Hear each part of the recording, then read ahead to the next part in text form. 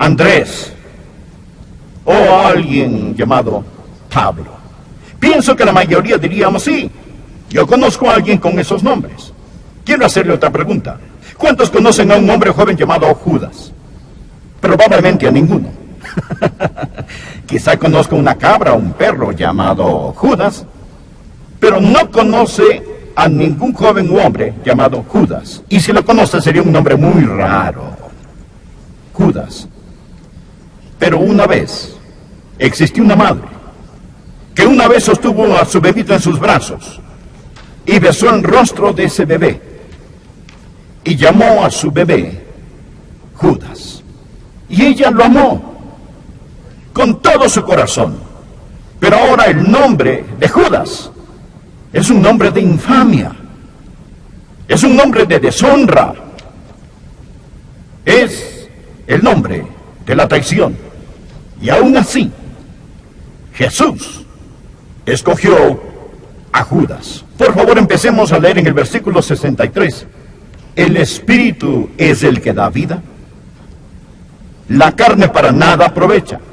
Las palabras que yo os he hablado son espíritu y son vida. Pero hay algunos de vosotros que no creen. Esta es la clave, subráyelo. Pero hay algunos de vosotros, está hablando a sus discípulos, pero hay algunos de vosotros que no creen. Porque Jesús sabía desde el principio quiénes eran los que no creían y quién le había de entregar. Y dijo: por eso os he dicho que ninguno puede venir a mí si no le fuere dado del Padre. Desde entonces, muchos de sus discípulos volvieron atrás y ya no andaban con él. Dijo entonces Jesús a los 12: ¿queréis acaso iros también vosotros? Le respondió Simón Pedro: Señor, ¿a quién iremos? Tú tienes palabras de vida eterna, y nosotros hemos creído y conocemos que tú eres el Cristo, el Hijo del Dios viviente. Jesús les respondió: ¿no os he escogido yo a vosotros los 12, y uno de vosotros es diablo? La palabra literal aquí es demonio. Hablaba de Judas Iscariote, hijo de Simón, porque este era el que le iba a entregar y era uno de los 12. Él era uno de los 12 discípulos. Jesús lo escogió. Ahora, la escena es en el jardín de Getsemaní. La noche es oscura. Jesús está orando hasta que el sudor sobre su bendita frente era como gotas de sangre. Está en angustia. Sus discípulos están dormidos, no pudieron velar ni orar con él. Y de repente hay un ruido. Escuchan susurros, el resonar de armaduras, los pasos lentos, antorchas encendidas. Ese lugar de oración secreto ahora está lleno de gente. Los sacerdotes están allí. Sus ojos arden con odio y enojo. Y de esa muchedumbre sale un hombre. Su nombre es Judas. Él tiene una sonrisa malévola en su rostro, pero no puede esconder la traición en sus ojos. Él da un paso y pone un beso en la mejilla encantadora y pura de Jesús y dice, con labios llenos de hipocresía: saludos, maestro. Como dice la versión Reina Valera: salve, maestro. Y ese beso debió haber quemado como un carbón del infierno. Era el beso de la traición. Era el beso de la muerte. ¿Cómo sucedió todo esto? ¿Fue todo esto para Jesús una sorpresa?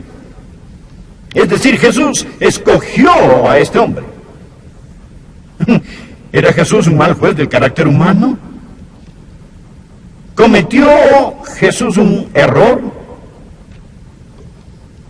Amigo, él nunca cometió un error. La Biblia dice, bien lo ha hecho todo. Él sabía exactamente, a plenitud, lo que estaba haciendo cuando escogió a Judas. La pregunta, entonces, ¿por qué lo escogió? ¿Por qué puso a un traidor en el ministerio? ¿Por qué querría que un sucio delator lo representara? ¿Quién quiere a un hombre así en su grupo, con los ojos bien abiertos, sabiendo que lo traicionaría? Es una buena pregunta. Y creo que tiene una buena respuesta. Y pienso que usted va a encontrar hoy, como en toda la Escritura, va a encontrar en la respuesta una palabra de advertencia. Va a encontrar en la respuesta una palabra de seguridad. Y va a encontrar una palabra de consuelo. Al estudiar este pasaje y nos preguntamos y observamos los pasajes relacionados, y al preguntarnos por qué Jesús escogió a Judas. Ahora, hoy deseo compartirle 4 pensamientos. Primero quiero que usted vea la lección acerca de la hipocresía religiosa. La hipocresía religiosa y la necesidad de la verdadera salvación. Por favor, leamos el versículo 64. Jesús dice, pero hay algunos de vosotros que no creen. Porque Jesús sabía desde el principio quiénes eran los que no creían y quién le había de entregar. A propósito, al mirar a esta congregación hoy, Él sabe quiénes son los verdaderos creyentes. Él sabe la diferencia. Hay algunos de ustedes aquí sentados que llevan a cabo todos los rituales, se ve como todos los demás. Pero hay una línea que divide a las personas hoy. Las que creen y las que no creen. Él no está hablando de creer intelectual. La palabra creer aquí significa confiar de todo corazón. Jesús supo quién confiaba en Él. Y Jesús sabía quién no confió en Él.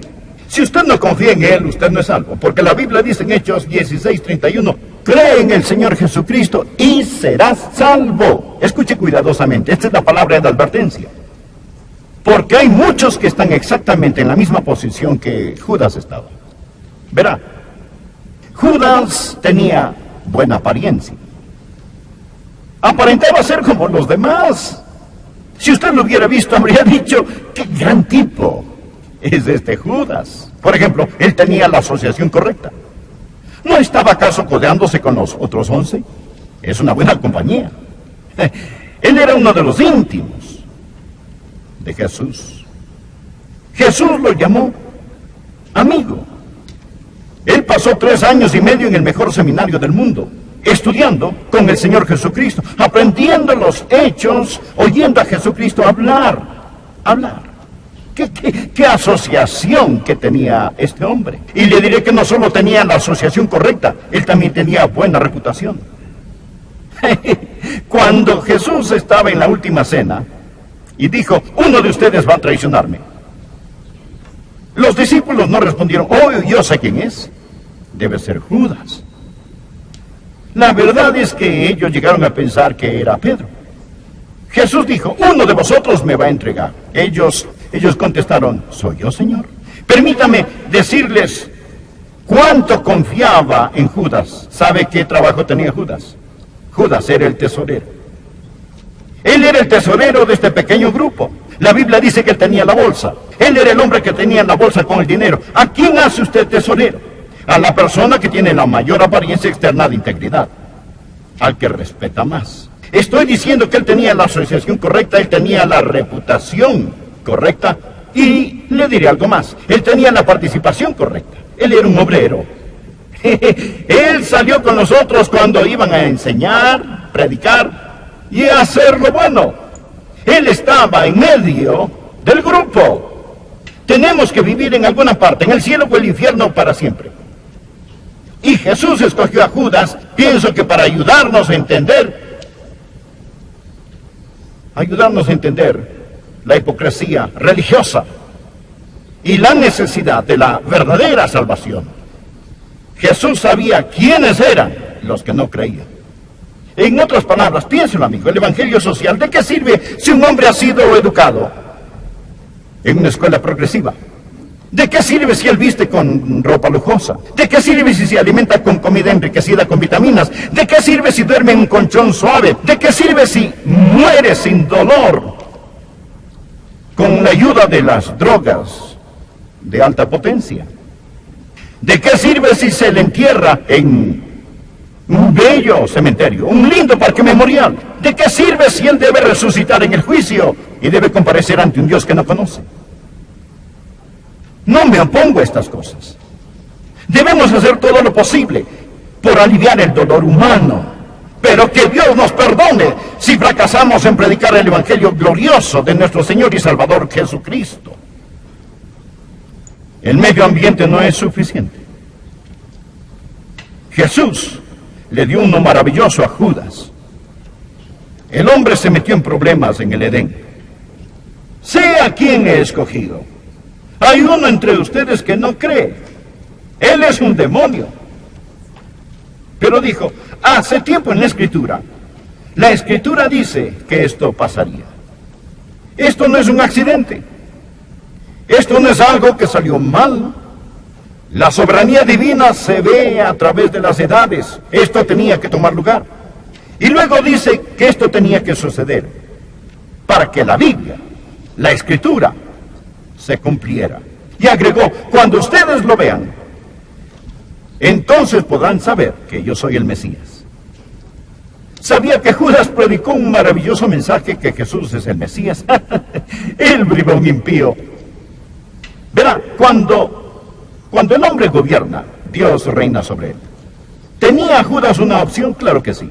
¿Fue Judas obligado a traicionar a Jesús? Claro que no. Dios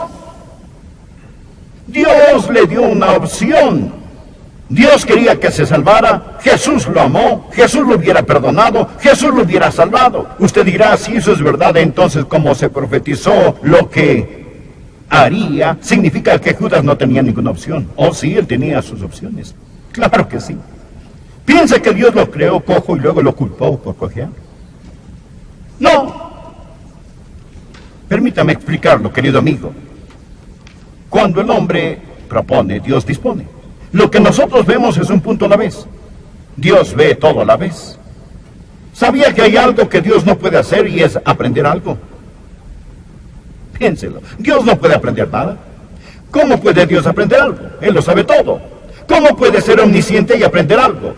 Dios sabía exactamente lo que Judas iba a hacer antes de lo que lo hiciera. Judas tenía una opción, rotundamente sí. Dios lo sabía, sí. Dios lo sabía antes de la creación, sí. Le dio Dios una oportunidad, sí. Dios está aún en control, sí. Es algo increíble.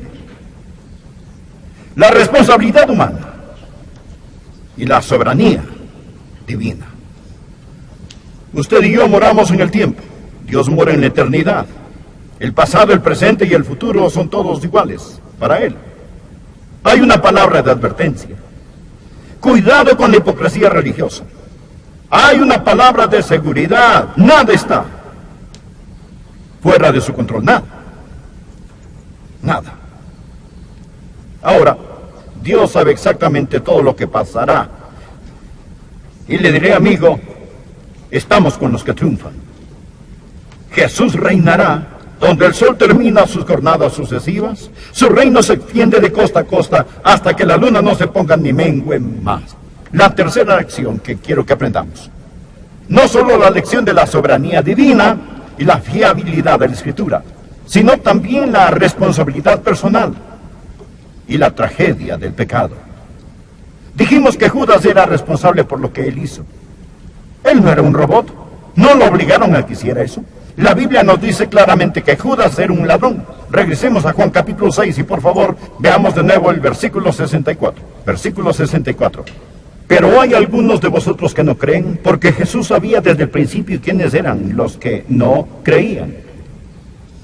Ahora versos 70 y 71. Jesús les respondió, ¿no os he escogido yo a vosotros los 12 y uno de vosotros es diablo? Hablaba de Judas Iscariote, hijo de Simón, porque este era el que le iba a entregar y era uno de los 12. Ahora, Judas era un ladrón. Traicionó al Señor Jesús. Lo vendió a Jesús por 30 monedas de plata. El pecado lo engañó a Judas. Después de que entendió lo que él había hecho, cuando se dio cuenta que había sido engañado por el pecado, La Biblia dice que fue a los principales sacerdotes y a los ancianos y les devolvió las monedas y les dijo: yo he pecado, entregando sangre inocente. Lo que había hecho permanecía en su mente como un velo de muerte, carcomía su conciencia, lo llevaba a la desesperación. El pecado lo engañó. El pecado promete mucho, pero paga poco. El pastor anterior de esta iglesia, el doctor Lee, solía decir: usted puede comerse el maíz del diablo si quiere, pero él lo ahogará con la tusa. Eso es lo que le pasó a Judas. Sabroso es el...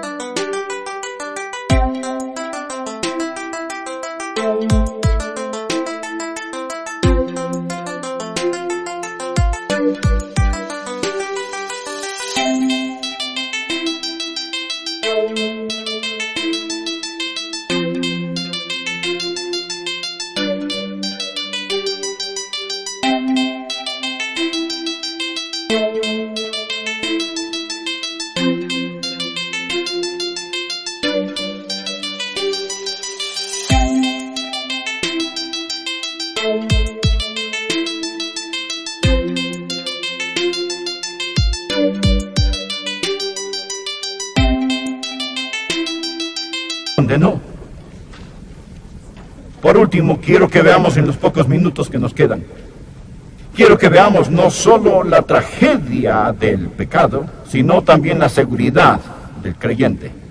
¿Sabe? De vez en cuando alguien me dice: Pastor Rogers, una de las razones por las que yo no puedo creer en la seguridad eterna es por el caso de Judas. Judas perdió su salvación. ¿Ha estado escuchando, amigo? Judas nunca tuvo la salvación. Judas nunca fue salvo. La Biblia dice en el versículo 64, Jesús sabía desde el principio quiénes eran los que no creían. Existe una gran diferencia entre Judas y Simón Pedro. Por favor, mire el versículo 67. Dijo entonces Jesús a los 12: ¿queréis acaso iros también vosotros? Le respondió Simón Pedro: Señor, ¿a quién iremos? Tú tienes palabras de vida eterna. Ahora escuche: y nosotros hemos creído y conocemos que tú eres el Cristo, el Hijo del Dios viviente. Había dos categorías ese día. Judas, exteriormente religioso, pero nunca había tenido un nuevo nacimiento. No había nacido de nuevo. Y Simón Pedro, ordinario, tropezador, pero creía. Y Dios lo guardó. Por favor, regresemos al versículo 37, capítulo 6. Versículo 37. Escuche cuidadosamente. Todo lo que el Padre me da, vendrá a mí. Vendrá a mí. Ahora mire esto. Y al que a mí viene, no le echo fuera. ¿Qué le parece? ¿No es esto maravilloso? Ese era un buen lugar para un amén. Muy bien, ahora leamos el versículo 47. De cierto os digo, el que cree en mí, recuerde que Judas no creía. De cierto